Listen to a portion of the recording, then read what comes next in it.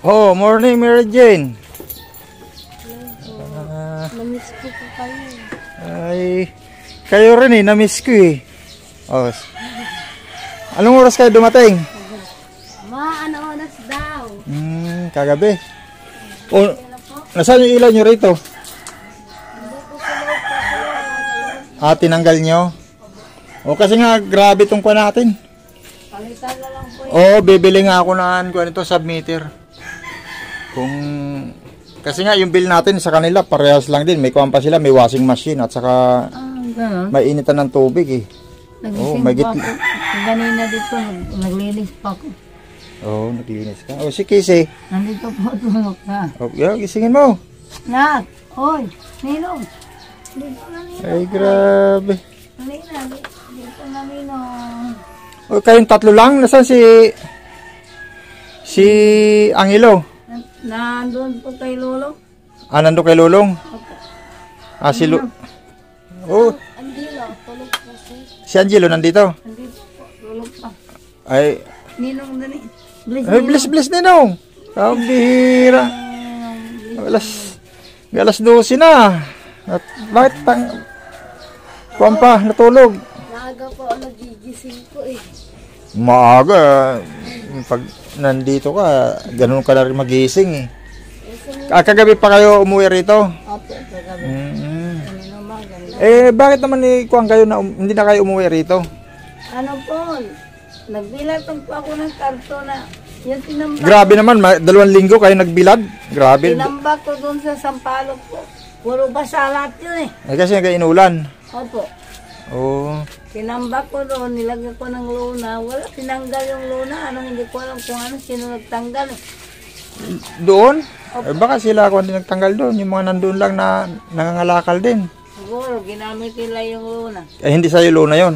Hindi sa akin po yung luna. Bakit tinanggal nila? Hindi naman pala sa kanila. Nga po, tinanggal nila. Nagpaalam naman sa'yo na tinanggal nila. Hindi po. Hindi. Okay, say. Kalmasal na? Labas ka, labas. Magmumog. Naku, tulo laway. Ay, grabe.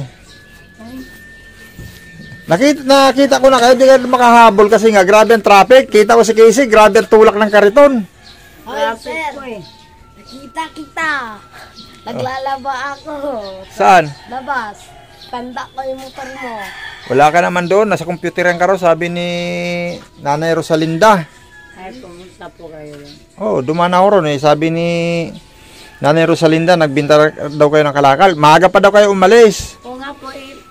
Ang haba nga ng traffic po, kahit maaga ka alis, kung inabot ka ng traffic. Ay, grabe nga ang traffic, sos. Grabe pala mag-traffic dyan sa General Luis na yan. Grabe ang traffic eh. Kaya hirap agad makalusot. Ako nga nakamotor na lang eh. Dumaan nga ako sa gutter kasi malilit ako, papasok ako eh. Oo nga po. Grabe naman, bilad yun. 2 linggo. Hindi kayo umuwi rito. Bibilang kung sana ng kanya nung submeter kasi nga yung kasi yung karton ko tinambak din po. Basa lahat eh. Basa lahat yun, pati ilalim. Pati ilalim? Opo. Ang dami ng karton na yun. Magkano binta nun? 530. 530 lang yun? Opo. Sabi nga ni Rosalinda, mahina na daw 1.5 dun. Kasi grabe, tambak daw. Maniwala ka naman sinasabi niya, sir.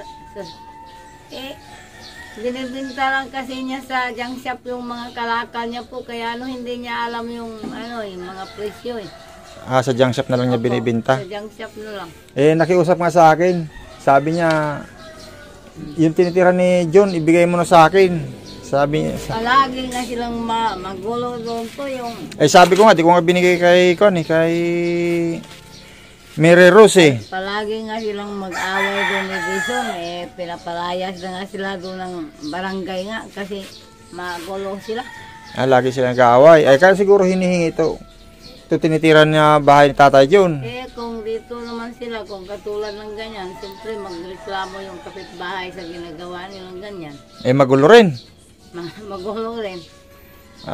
Di wag na natin ibigay. Pag i-reklamo sila ng mga kapitbahay, naman. Magulo rin, ano? Oo. Palagi silang Eh, anong sinaing ninyo? Ayan po, nagluto ako kaganina. Ayan. Ay, noodles. Opo, noodles po sa Eh, saing. wala kayong dalang gulay? Wala po. Di ba, ikon nga. Eh, galing sa bayan, dapat may gulay. Pag uwi dito. Ano lang po, niluto ko noodles. Noodles lang. Ikaw, Kisi, musta na? Ha? Magkape ka na lang. Oh, magkape ka na. Ano na? Magmumug ka muna. Di ka nagmumug. Sabi ko, magmumug eh. Nako, magmumog ka muna doon. Mumug ka muna. Ay, grabe tulak ni Kisi ng kariton kahapon. Talagang todo tulak talaga siya eh. Nakita ko talaga si Kisi, nakaganon talaga. Grabe lakas tumulak eh. Kasama ko po yan palagi pag ano. Maasahan tong bata na to. Maasahan sa pagtulak eh. Kasama ko po yan lang. Yan ang medyo makakatulong sa'yo pala sa pangalakal talaga. Opo. Ano? Kasama ko po palagi. Eh, di nakapasok yan si Lolong. Linggo kasi ano. Opo. Di siya nakapasok. Wala pong pasok yan pag-linggo. Sabi ko doon kay Nanay Rosalinda, ni Nanay Rosalinda eh. Maayos si Kwan ngayon, si Lulong. Pag sahod, nagbibigay ng pambili ng gatas. Tapos nagbigay ng diaper. Kasi kung di magbigay, kasi pinabarangay mo nga daw.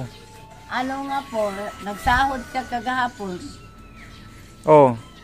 Wala naman pong bigay sa akin kagahapon. Wala. Wala. Eh sabi nung nakaraan, nagbigay daw naman sa'yo. Yung binigay nung nakaraan, ano lang po. 500 lang, binili ko ng pampers sa kagatas. 500 lang. 500 lang. Eh sumahod ng... Magkano sahod niya sa isang linggo? 3,000. Aywan ko po. Ano hindi Hindi mo pa rin alam. Eh, ikaw nga daw, sabi na ni Rosalinda, tabi pa rin daw kayo matulog eh. Tapos di mo alam yung magkano, di ba? Tama? Oh, tama nga. Sabi ni Mary Jane. Oh. Maniwala ka po yung mga sinasabi ng matanda na yan. Ayan nga, sabi nga ni Mary Jane, totoo. Oh. Di ba? Kasi si Mary Jane, hindi nagsisinungaling yan, no?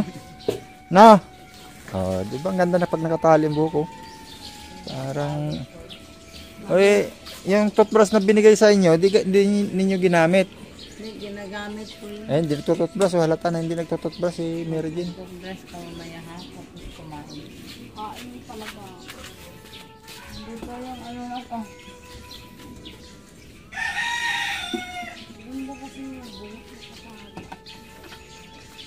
Ayun mga kaibig at ito.